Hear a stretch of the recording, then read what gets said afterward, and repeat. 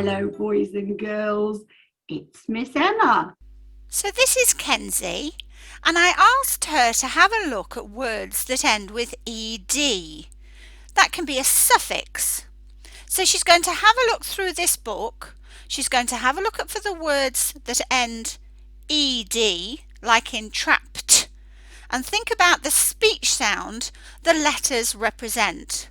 Which speech sound monster would she choose? The speech sound monsters are phonetic symbols for kids. I am off, said Dan. He ran and skipped. Stop. Skipped. That is a picture of up the steps into the loft. He jumped. Stop. Jumped. That is a picture of into the old chest and hid. Come and get me, he yelled. Stop. Yelled.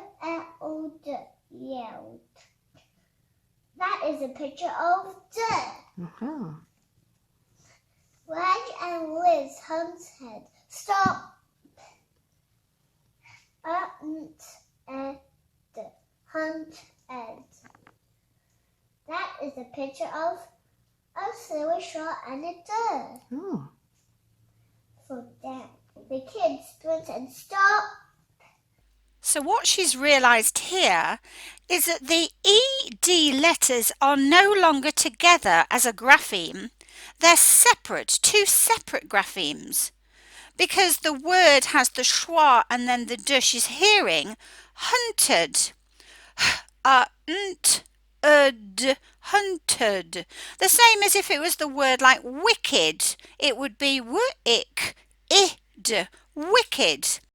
Now, if I was there working with her, I noticed she was blinded by the letters a little bit, which is what I often find actually with teachers or people who can read, because they're often not actually really paying attention to the individual letters. They don't need to, because they're sight word reading. They're reading with automaticity. They don't need to think about the parts of the words.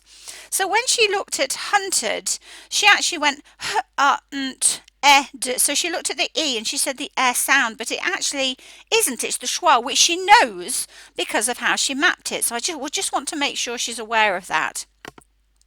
So what she's doing here is realizing that letters don't represent anything until they're in a word. And the speech sounds they represent depend on the word. They can also depend on how you say the word. But this is the work I'm doing with preschoolers.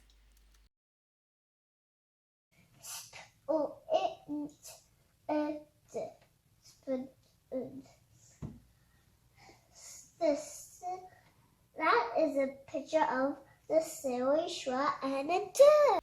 So you notice that time her brain adjusted and she didn't get blinded by the letters. She actually used the schwa sound.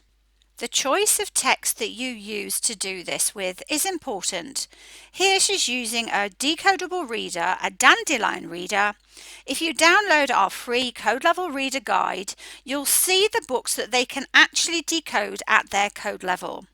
That means that there's not lots of working memory being used just to figure out the words. They're reading it with independence and confidence and automaticity.